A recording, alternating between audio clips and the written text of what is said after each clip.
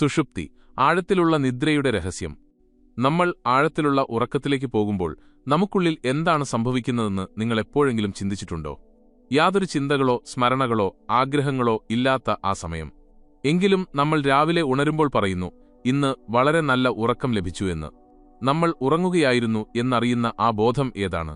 ശരീരം നിഷ്ക്രിയമായിരിക്കുമ്പോൾ, മനസ്സ് മൗനമായിരിക്കുമ്പോൾ, ബുദ്ധി പ്രവർത്തിക്കാതിരിക്കുമ്പോൾ. അപ്പോഴും അവിടെ സന്നിഹിതനായിരിക്കുന്ന എല്ലാത്തിനും സാക്ഷിയായിരിക്കുന്ന ഒന്നുണ്ട്. അതാണ് സുഷുപ്തി അവസ്ഥ.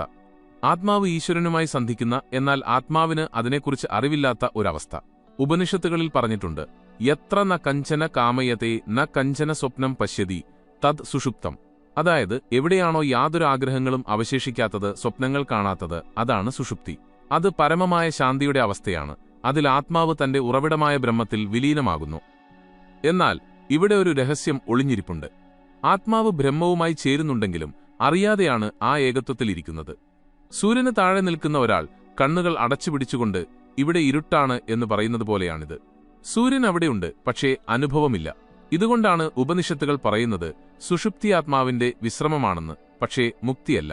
കാരണം ഇതേ ലയനം പൂർണ്ണമായ ഉണർവോടെ സജഗതയോടെ സംഭവിക്കുമ്പോഴാണ് മുക്തിയുണ്ടാകുന്നത്. അതിനെയാണ് തുരീയം എന്ന് വിളിക്കുന്നത്. ഇന്ന് നമ്മൾ ഈ വീഡിയോയിൽ അറിയാൻ പോകുന്നത് സുഷുപ്തി അവസ്ഥ എന്താണ്, ആ സമയത്ത് ആത്മാവ് എവിടെ പോകുന്നു, ഈ അവസ്ഥ ഈശ്വരനുമായുള്ള ബന്ധത്തിന്റെ പ്രതീകമാകുന്നത് എന്തുകൊണ്ട്, ഉണർന്നിരിക്കുമ്പോൾ തന്നെ നമുക്ക് ആ ശാന്തി നേടാൻ കഴിയുമോ? ഭാരതീയ ദർശനത്തിൽ സുഷുപ്തി അഥവാ ഗാഠനിദ്ര എന്നത് കേവലം ഉറക്കമല്ല, മറിച്ച് ഒരു ആത്മീയ സ്ഥിതിയാണ്. നൂറ്റാണ്ടുകൾക്ക് മുൻപ് ശാസ്ത്രം ബോധം, കോൺഷ്യസ്നസ് എന്ന പേരുപോലും കേട്ടിട്ടില്ലാത്ത കാലത്ത് ഋഷിമാർ ധ്യാനത്തിലൂടെയും അനുഭവത്തിലൂടെയും കണ്ടെത്തിയിരുന്നു. ബോധം 3 അല്ല 4 അവസ്ഥകളിലായാണ് പ്രവർത്തിക്കുന്നതെന്ന്. ജാഗ്രത്, സ്വപ്നം, സുഷുപ്തി, തുരീയം. ഇതിന്റെ ഏറ്റവും മികച്ച വിവരണം കാണപ്പെടുന്നത് മാണ്ഡൂക്യ ഉപനിഷത്തിലാണ്. വെറും 12 മന്ത്രങ്ങൾ മാത്രമുള്ള ചെറിയ ഉപനിഷത്താണെങ്കിലും ഇതിനെ ഉപനിഷത്തുകളുടെ സാരമായി കണക്കാക്കുന്നു. ഉപനിഷത്ത് പറയുന്നു, യത്ര സുപ്തോ ന കഞ്ചന കാമം കാമയതേ ന കഞ്ചന സ്വപ്നം പശ്യതി തൽസുഷുപ്തം. മാണ്ഡൂക്യ ഉപനിഷത്ത് മന്ത്രം 5. അതായത്, എപ്പോൾ മനസ്സിനും ഇന്ദ്രിയങ്ങൾക്കും ശാന്തി ലഭിക്കുന്നുവോ, ചിത്തം യാതൊരു വസ്തുവിനെയും ആഗ്രഹിക്കാതിരിക്കുന്നുവോ, അപ്പോൾ മനുഷ്യൻ സുഷുപ്തി അവസ്ഥയിലായിരിക്കും. ഇവിടെ ആത്മാവ് ഉണർന്നിരിക്കുന്നില്ല, സ്വപ്നം കാണുന്നില്ല, ചിന്തിക്കുന്നതുമില്ല. അത് ശുദ്ധമായ വിശ്രമത്തിലാണ്. എന്നാൽ ഈ വിശ്രമത്തിൽ ജ്ഞാനമില്ല. അത് ഇരുളടഞ്ഞ ശാന്തിയാണ്, പ്രകാശമാനമല്ല. പിന്നീട് ബൃഹദാരണ്യക ഉപനിഷത്തിലും ഛാന്തോഗ്യ ഉപനിഷത്തിലും ഈ വിഷയത്തെ ആഴത്തിൽ വിശദീകരിക്കുന്നുണ്ട്. ബൃഹദാരണ്യകം പറയുന്നു, ഏഷാ ഹസ്യ പരമാഗതി, ഏഷാ ഹസ്യ പരമാ സമ്പത്ത്. അതായത്, ഈ അവസ്ഥ ആത്മാവിന്റെ പരമമായ ഗതിയാണ്. അവിടെ അത് എല്ലാ കർമ്മങ്ങളിൽ നിന്നും, ആഗ്രഹങ്ങളിൽ നിന്നും, അനുഭവങ്ങളിൽ നിന്നും മുക്തമായി ബ്രഹ്മത്തിൽ വിശ്രമിക്കുന്നു. പക്ഷേ ഇത് മുക്തിയല്ല, കേവലം ഒരു അവധിക്കാലം, അവകാശം മാത്രമാണ്. ആദിശങ്കരാചാര്യർ തന്റെ ബ്രഹ്മസൂത്രഭാഷ്യത്തിലെഴുതി, സുഷുപ്തിയിൽ ആത്മാവ് ബ്രഹ്മത്തിൽ സ്ഥിതി ചെയ്യുന്നു, എന്നാൽ അവിദ്യയാൽ അജ്ഞാനത്താൽ മൂടപ്പെട്ടിരിക്കുന്നു. അതായത്, അവിടെ ബ്രഹ്മത്തിന്റെ അനുഭവമില്ല, കേവലം അസ്തിത്വം മാത്രമേയുള്ളൂ. മേഘങ്ങൾക്ക് പിന്നിൽ സൂര്യനുള്ളതുപോലെ, പക്ഷേ കാണാൻ കഴിയില്ല. യോഗശാസ്ത്രപ്രകാരം മനസ്സിന്റെ 5 അവസ്ഥകളിൽ ഒന്നാണ് സുഷുപ്തി. ക്ഷിപ്തം, മൂഢം, വിക്ഷിപ്തം, ഏകാഗ്രം, നിരുദ്ധം. മനസ്സ് നിരുദ്ധമാകുന്ന, നിശ്ചലമാകുന്ന സ്ഥിതിക്ക് സമാനമാണ് സുഷുപ്തി. മനസ്സൊന്നും ചിന്തിക്കുന്നില്ല, കാണുന്നില്ല, അനുഭവിക്കുന്നില്ല, പക്ഷെ ബോധം പൂർണ്ണമായും നശിക്കുന്നുമില്ല. ഇതിൽ നിന്ന് മനസ്സിലാക്കാം, ഭാരതീയ ഋഷിമാർ ഉറക്കത്തെ കേവലം ജൈവികമായ ഒന്നായല്ല, മറിച്ച് ആത്മീയമായ ഒരു പ്രതിഭാസമായാണ് കണ്ടതെന്ന്. അവിടെ ആത്മാവ് പ്രതിദിനം അല്പനേരത്തേക്ക് തന്റെ മൂലസ്രോതസ്സായ ബ്രഹ്മവുമായി ബന്ധപ്പെടുകയും പിന്നീട് ഉണർന്ന് അതേ ലോകത്തേക്ക് മടങ്ങിവരികയും ചെയ്യുന്നു. സുഷുപ്തി അവസ്ഥ, അത് മനസ്സിന്റെ കളി അവസാനിക്കുന്ന നിമിഷമാണ്. എല്ലാ ചിന്തകളും ആഗ്രഹങ്ങളും ഓർമ്മകളും മാഞ്ഞുപോകുന്ന സമയം. പക്ഷേ ഇവയ്ക്കൊക്കെ സാക്ഷിയായ ആത്മാവ് നശിക്കുന്നില്ല. അത് തന്റെ മൂലസ്വരൂപത്തിൽ വിശ്രമിക്കുന്നു എന്നു മാത്രം. നമ്മൾ ആഴത്തിലുള്ള ഉറക്കത്തിലേക്ക് പോകുമ്പോൾ നമ്മുടെ ഇന്ദ്രിയങ്ങൾ പുറം ലോകവുമായുള്ള ബന്ധം വിച്ഛേദിക്കുന്നു. മനസ്സ് സ്വപ്നങ്ങളുടെ ലോകത്ത് അലയുന്നില്ല. തീരുമാനങ്ങളെടുക്കുന്ന ബുദ്ധിയും ശാന്തമാകുന്നു. ചൈതന്യസ്വരൂപമായ ആത്മാവ് തന്റെ യാത്ര പൂർത്തിയാക്കി ഉറവിടത്തിലേക്ക് മടങ്ങുന്ന ബിന്ദുവാണിത്. ബൃഹദാരണ്യക ഉപനിഷത്ത് പറയുന്നു, സുഷുപ്തിയിൽ ആത്മാവ് തന്റെ ശരീരത്തെയും മനസ്സിനെയും കർമ്മങ്ങളെയും പിന്നിലാക്കി പരമാത്മാവിൽ പ്രവേശിക്കുന്നു, ഒരു പക്ഷി തന്റെ കൂട്ടിലേക്ക് മടങ്ങുന്നതുപോലെ. ഇത് വളരെ മനോഹരമായ ഒരു പ്രതീകമാണ്. പക്ഷി പകൽ മുഴുവൻ ആകാശത്ത് പറക്കുന്നു, ചിലപ്പോൾ ഭയത്തോടെ, ചിലപ്പോൾ ആവേശത്തോടെ. പക്ഷേ അവസാനം വൈകുന്നേരം മടങ്ങിവന്ന് സ്വന്തം വീട്ടിൽ വിശ്രമിക്കുന്നു. അതുപോലെ ആത്മാവും പകൽ മുഴുവൻ ഇന്ദ്രിയങ്ങളിലൂടെയും കർമ്മങ്ങളിലൂടെയും ലോകത്തെ അനുഭവിക്കുന്നു. എന്നാൽ എല്ലാം ശാന്തമാകുമ്പോൾ അത് തന്റെ കൂടായ ബ്രഹ്മത്തിലേക്ക് മടങ്ങുന്നു. പക്ഷെ ഇവിടെ ഒരു പ്രധാന കാര്യമുണ്ട്. ഉപനിഷത്തുകൾ പറയുന്നു, സുഷുപ്തിയിൽ ആത്മാവ് ബ്രഹ്മത്തിൽ ലയിക്കുന്നുണ്ടെങ്കിലും ആ ലയനത്തെക്കുറിച്ച് അതിനറിവില്ല. അതായത് അത് ഈശ്വരനിൽ ലയിച്ചിരിക്കുകയാണ്, പക്ഷേ അറിയാതെയാണ് ആ ശാന്തി അനുഭവിക്കുന്നത്. ഇത് അജ്ഞാനം നിറഞ്ഞ ഒരു ശാന്തിയാണ്. ഇരുട്ടിൽ ഒരാൾ ആഴമുള്ള തടാകത്തിൽ മുങ്ങുന്നതുപോലെ തണുപ്പും ആഴവും അനുഭവപ്പെടുന്നുണ്ട്, പക്ഷേ കാഴ്ചയില്ല. അതുകൊണ്ട് വേദാന്തം പറയുന്നു, സുഷുപ്തി അവസ്ഥയിൽ ആത്മാവ് അനുഭവിക്കുന്നില്ല, കേവലം അസ്തിത്വത്തിൽ എക്സിസ്റ്റൻസ് ഇരിക്കുന്നു. ഇവിടെ രണ്ട് ഘടകങ്ങളുണ്ട്. സത്ത്, അസ്തിത്വം നിലനിൽക്കുന്നു. ചിത്ത്, ബോധം, താൽക്കാലികമായി മറഞ്ഞതായി തോന്നുന്നു. യഥാർത്ഥത്തിൽ ബോധം മറയുന്നില്ല, മറിച്ച് മനസ്സ് ശാന്തമായതുകൊണ്ട് അതിന്റെ പ്രകാശം അനുഭവവേദ്യമാകുന്നില്ല. അതുകൊണ്ടാണ് നമ്മൾ പറയുന്നത്, എനിക്ക് ഒന്നും അറിഞ്ഞുകൂടായിരുന്നു, പക്ഷേ നല്ല ഉറക്കം കിട്ടിയെന്ന്. ഉപനിഷത്തുകൾ പ്രകാരം ഈ ഒന്നും അറിയാതിരിക്കുക എന്നതാണ് സുഷുപ്തിയുടെ പരിധി. ഈ അവസ്ഥയിൽ ആത്മാവ് ബ്രഹ്മത്തിൽ മുങ്ങിയിരിക്കുകയാണ്, എങ്കിലും അവിദ്യയുടെ, അജ്ഞാനത്തിന്റെ മറ അവിടെയുണ്ട്. അതുകൊണ്ടാണ് ഉണർന്നു വരുമ്പോൾ ആ അനുഭവം ആത്മാവിന് ഓർത്തെടുക്കാൻ കഴിയാത്തത്. പക്ഷേ ശ്രദ്ധിക്കുക, ആത്മാവ് ഈശ്വരനോട് ഏറ്റവും അടുത്തിരിക്കുന്ന അവസ്ഥയാണിത്. കാരണം സുഷുപ്തിയിൽ അഹങ്കാരമില്ല, വേർതിരിവില്ല. വ്യക്തിയും മനസ്സും ലോകവുമെല്ലാം ഇല്ലാതായിരിക്കുന്നു. ഞാനുണ്ട് എന്ന സൂക്ഷ്മമായ ഭാവം മാത്രം അവശേഷിക്കുന്നു. ആ ഞാൻ യഥാർത്ഥത്തിൽ ബ്രഹ്മത്തിന്റെ തന്നെ പ്രതിബിംബമാണ്. അതുകൊണ്ടാണ് ശാസ്ത്രങ്ങൾ പറയുന്നത്, സുഷുപ്തിയിൽ ആത്മാവ് ബ്രഹ്മത്തെ ആലിംഗനം ചെയ്യുന്നുവെന്നും ബ്രഹ്മം ആത്മാവിനെ തന്റെ മടിത്തട്ടിലിരുത്തുന്നുവെന്നും. എന്നാൽ നമ്മൾ ഉണരുമ്പോൾ വീണ്ടും മനസ്സ്, ചിന്തകൾ, അഹങ്കാരം എന്നിവ സജീവമാകുന്നു. ആത്മാവ് ആ സമാഗമത്തെ മറന്നുപോകുന്നു. ഈ മറവിയാണ് സംസ്കാരങ്ങൾക്ക് കാരണമാകുന്നത്. ഇതാണ് നമ്മളെ വീണ്ടും വീണ്ടും പുനർജന്മത്തിന്റെ ചക്രത്തിൽ നിലനിർത്തുന്നത്. കാരണം നമ്മൾ ആ ഏകത്വം അനുഭവിക്കുന്നുണ്ടെങ്കിലും അതിനെ തിരിച്ചറിയുന്നില്ല. സുഷുപ്തി അവസ്ഥയുടെ രഹസ്യം ഇവിടെ അവസാനിക്കുന്നില്ല. ഇത് കേവലം ഉറക്കത്തിന്റെ അവസ്ഥയല്ല, ഇത് ആത്മാവും ബ്രഹ്മവും തമ്മിലുള്ള ബന്ധത്തിന്റെ സൂചനയാണ്. പക്ഷേ ഈ സമാഗമം അജ്ഞാനത്തിന്റെ ആവരണത്താൽ മൂടപ്പെട്ടിരിക്കുന്നു. ഈ സമാഗമം എപ്പോൾ ബോധപൂർവം സജഗതയോടെ സംഭവിക്കുന്നുവോ അതാണ് തുരീയം.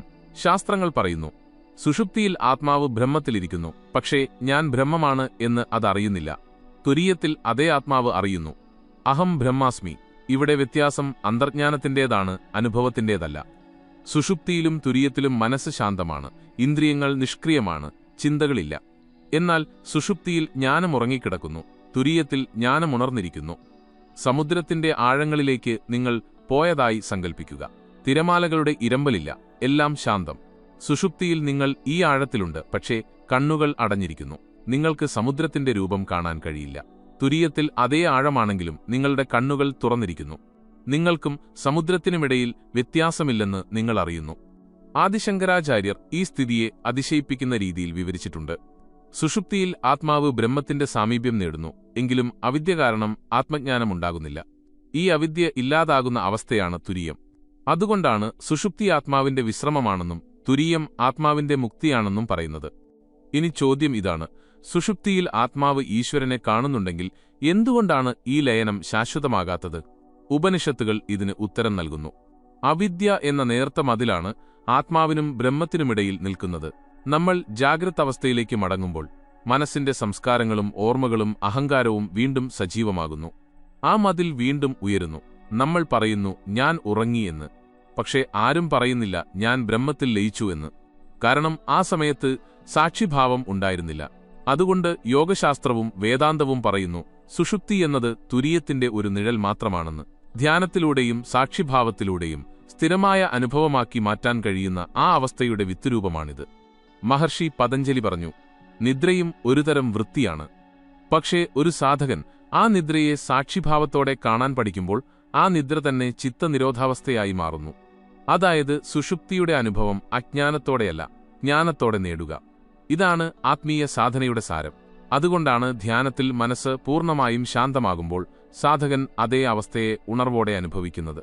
അയാൾക്ക് പറയാൻ കഴിയും, ഇപ്പോൾ ഞാൻ ഉറങ്ങുകയല്ല, പക്ഷേ ചിന്തകളുടെ ബഹളം അടങ്ങിയിരിക്കുന്നു. ഈ സജഗമായ ശാന്തിയാണ് തുരീയം. ഇത് സുഷുപ്തിയുടെ തന്നെ വിപുലീകരണമാണ്. പക്ഷേ ഇവിടെ പ്രകാശമുണ്ട്, ജ്ഞാനമുണ്ട്, ഉണർവുണ്ട്. അതുകൊണ്ട് വേദാന്തം പറയുന്നു, ആര് സുഷുപ്തിയെ അറിഞ്ഞുവോ അവൻ മുക്തനായി. കാരണം ആഴത്തിലുള്ള ഉറക്കത്തിന്റെ മൗനത്തിൽ തന്റെ സാക്ഷിയെ തിരിച്ചറിഞ്ഞവന് പിന്നീട് ജാഗ്രത്, സ്വപ്നം, സുഷുപ്തി എന്നീ മൂന്നവസ്ഥകളിലും തളച്ചിടപ്പെടാൻ കഴിയില്ല. അവൻ അറിയുന്നു, ഈ മൂന്നവസ്ഥകളെയും കാണുന്നവനാണ് ഞാൻ. ആ കാഴ്ച തന്നെയാണ് ബ്രഹ്മസാക്ഷാത്കാരം. സുഷുപ്തി അവസ്ഥയിൽ ആത്മാവ് ഈശ്വരനെ കാണുന്നുണ്ടെങ്കിൽ ഉണർന്നിരിക്കുമ്പോഴും ആ ശാന്തി അനുഭവിക്കാൻ നമുക്ക് കഴിയുമോ? ഉത്തരം ഉണ്ട് എന്നാണ്. പക്ഷേ അതിനായി നമ്മുടെ ബോധത്തെ ഉള്ളിലേക്ക് തിരിക്കാൻ പഠിക്കണം. വേദാന്തം പറയുന്നു, സുഷുപ്തി പുറത്തല്ല സംഭവിക്കുന്നത്, അത് ഉള്ളിലെ അവസ്ഥയാണ്.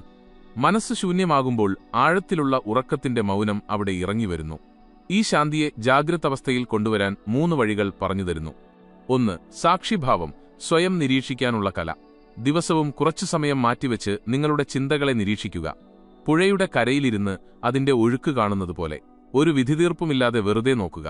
ചിന്തകൾ വരുന്നു പോകുന്നു എന്ന് നിങ്ങൾ കാണുമ്പോൾ സാവധാനം നിങ്ങൾ മനസ്സിലാക്കും, ഞാൻ ചിന്തയല്ല, ഞാൻ അതിനെ കാണുന്നവനാണ്. ഇതാണ് സാക്ഷിഭാവം. ഈ അഭ്യാസം നിങ്ങളെ ചിന്തകൾ നിലയ്ക്കുന്ന ആ ബിന്ദുവിലേക്ക് നയിക്കും. മനസ്സ് സുഷുപ്തിയിലെ പോലെ ശാന്തമാകും. പക്ഷെ നിങ്ങൾ ഉറങ്ങുകയല്ല, ഉണർന്നിരിക്കുകയാണ്. ഇതാണ് സുഷുപ്തിയുടെ സജഗമായ അനുഭവം, തുരീയത്തിലേക്കുള്ള വാതിൽ. 2. ധ്യാനം, സുഷുപ്തിയെ ഉണർവിലേക്ക് മാറ്റുക. ദിവസവും 15 മുതൽ 20 വരെ മിനിറ്റ് ധ്യാനത്തിലിരിക്കുക. ശരീരം നിശ്ചലമാക്കുക, ശ്വാസം ആഴത്തിലുള്ളതും ലളിതവുമാക്കുക, മനസ്സിനെ ശ്വാസത്തിൽ ഉറപ്പിക്കുക. സാവധാനം ചിന്തകളുടെ പാളികൾ വീഴാൻ തുടങ്ങും. ഒരു ബിന്ദുവിൽ മനസ്സ് പൂർണ്ണമായും ശാന്തമാകും. അവിടെ ചിന്തകളില്ല, വാക്കുകളില്ല. ആ നിമിഷം സുഷുപ്തിക്ക് സമാനമാണ്. പക്ഷേ നിങ്ങൾ സജഗനാണ്, ഉണർവിലാണ്. ഞാനുണ്ട് എന്ന് നിങ്ങൾ അറിയുന്നു. മഹർഷിമാരും സിദ്ധന്മാരും ഉറക്കത്തെയല്ല, മറിച്ച് ഈ ജാഗ്രത മൗനത്തെയാണ് സാധിച്ചെടുത്തത്. നിങ്ങൾ ദിവസവും ഇത് ശീലിച്ചാൽ ആ അനുഭവം സ്ഥിരമാകും. പിന്നീട് ജോലി ചെയ്യുമ്പോഴോ നടക്കുമ്പോഴോ സംസാരിക്കുമ്പോഴോ ഒക്കെ സുഷുപ്തിയിൽ ആത്മാവ് അനുഭവിക്കുന്ന അതേ ശാന്തി ഉള്ളിൽ അനുഭവിക്കാൻ നിങ്ങൾക്ക് കഴിയും. 3. ഭക്തിസ്മരണം, ഹൃദയത്തിൽ ലയനം അനുഭവിക്കുക. ഭക്തി എന്നാൽ ഞാൻ ഒറ്റയ്ക്കല്ല, എന്നിലും ഈശ്വരനിലും വ്യത്യാസമില്ല എന്നതാണ്. ഓരോ തവണ നിങ്ങൾ നാമസ്മരണം ചെയ്യുമ്പോഴും ആത്മാവിനെ അതിന്റെ ഉറവിടവുമായി ബന്ധിപ്പിക്കുകയാണ് ചെയ്യുന്നത്. സുഷുപ്തിയിലെ അജ്ഞാതമായ ശാന്തിയെ സ്നേഹപൂർണമായ ഉണർവിലേക്ക് മാറ്റുന്ന പാലമാണ് ഭക്തി. മനസ്സ് ഈശ്വരനിൽ ലയിക്കുമ്പോൾ അവിടെയും ചിന്തകളില്ല, ഭാവം മാത്രം അവശേഷിക്കുന്നു. നീ തന്നെയാണ് എല്ലാം. ഈ ഭാവം സാവധാനം അഹങ്കാരത്തെ ഇല്ലാതാക്കുന്നു. ആത്മാവ് വീണ്ടും ആ ശാന്തിയിൽ നിലകൊള്ളുന്നു. പക്ഷേ ഇപ്പോൾ അതറിയുന്നു, ഈ ശാന്തി ഈശ്വരന്റെ മടിത്തട്ടാണെന്ന്. ദൈനംദിന ജീവിതത്തിലെ പ്രയോഗം: ഉറങ്ങുന്നതിനു മുൻപ് 5 മിനിറ്റ് മൗനമായി ഇരിക്കുക. ശ്വാസം ശ്രദ്ധിക്കുക. രാവിലെ എഴുന്നേൽക്കുമ്പോൾ ഒരു ദീർഘശ്വാസമെടുത്ത് മനസ്സിൽ പറയുക, രാത്രി മുഴുവൻ നിലനിന്നിരുന്ന ആ ശാന്തി തന്നെയാണ് ഞാൻ. പകൽ മുഴുവൻ ഇടയ്ക്കിടെ സ്വയം ചോദിക്കുക, ആരാണ് കാണുന്നത്? ഈ ചോദ്യം നിങ്ങളെ സാക്ഷിഭാവത്തിലേക്ക് നയിക്കും. സാവധാനം സുഷുപ്തിയുടെ ശാന്തി ഉറക്കത്തിൽ മാത്രം ഒതുങ്ങുന്നില്ലെന്ന് നിങ്ങൾ കണ്ടെത്തും. അത് നിങ്ങളുടെ ജാഗ്രത ജീവിതത്തിലേക്കും ഇറങ്ങിവരും. ആ സ്ഥിരമായ ശാന്തിയാണ് മുക്തിയുടെ തുടക്കം. സുഷുപ്തി അവസ്ഥ നമ്മളെ പഠിപ്പിക്കുന്നത് ഈശ്വരൻ നമ്മിൽ നിന്ന് അകലെയല്ല എന്നാണ്. ഓരോ രാത്രിയും നമ്മൾ അറിയാതെ ആ പരമശാന്തിയിലേക്ക് പ്രവേശിക്കുന്നു. അതിനെയാണ് ഋഷിമാർ ബ്രഹ്മം എന്ന് വിളിച്ചത്. ആ സമയത്ത് നമ്മളൊന്നും അറിയുന്നില്ല, ലോകത്തെയോ ശരീരത്തെയോ സ്വന്തം പേരോ പോലും. എങ്കിലും ഞാനുണ്ട് എന്ന അസ്തിത്വം നിലനിൽക്കുന്നു. ഈ ഞാനാണ് ആത്മാവ്. ആ ആത്മാവ് ഈശ്വരന്റെ അംശമാണ്. സുഷുപ്തിയിൽ ഈ മിലനം അറിവില്ലാതെ സംഭവിക്കുന്നു. എന്നാൽ ഇതേ മിലനം ഉണർവോടെയും സ്നേഹത്തോടെയും സംഭവിക്കുമ്പോൾ അത് തുരീയമായി മാറുന്നു. ഇതാണ് ആത്മസാക്ഷാത്കാരം. ശാസ്ത്രം പറയുന്നു, നിദ്രയിൽ നീ ബ്രഹ്മത്തെ കണ്ടെത്തുന്നു, പക്ഷേ ഉണർന്നിരിക്കുന്ന ബോധത്തിൽ അതിനെ തിരിച്ചറിയുന്നതാണ് മുക്തി. അപ്പോൾ ചോദ്യം ആത്മാവ് ഈശ്വരനെ കാണുന്നുണ്ടോ എന്നതല്ല, കാരണം അതെല്ലാ ദിവസവും കാണുന്നുണ്ട്. ചോദ്യം ഇതാണ്, ഞാൻ ആ മിലനത്തെ തിരിച്ചറിയുന്നുണ്ടോ? എപ്പോൾ മനസ്സ് ശാന്തമാകുന്നുവോ, ചിന്തകളുടെ തിരക്കൊഴിയുന്നുവോ, ഉള്ളിൽ മൗനം നിറയുന്നുവോ, അപ്പോൾ ആ ശാന്തി, ആ മൗനം, ആ വിശ്രമം ഈശ്വരന്റെ സാന്നിധ്യമാണ്. ആ നിമിഷം ആത്മാവ് പുഞ്ചിരിക്കുന്നു. കാരണം താൻ ഒരിക്കലും ഈശ്വരനിൽ നിന്ന് വേറിട്ടവളല്ലായിരുന്നു എന്ന് അതിന് ഓർമ്മ വരുന്നു. യഥാ സർവേ പ്രമുച്യന്തേ കാമായസ്യ ഹൃദിസ്ഥിതാഹ അതമർത്യോ മൃദോ ഭവത്യത്ര ബ്രഹ്മസമശ്നുതേ. കഠോപനിഷത്ത്. അതായത് ഹൃദയത്തിലെ എല്ലാ ആഗ്രഹങ്ങളും എപ്പോൾ ശാന്തമാകുന്നുവോ അപ്പോൾ മനുഷ്യൻ അമരനാകുന്നു, ഈ ജീവിതത്തിൽ തന്നെ ബ്രഹ്മത്തെ പ്രാപിക്കുന്നു. ഇതാണ് സുഷുപ്തിയുടെ രഹസ്യം. മൗനത്തിൽ തിരയുക.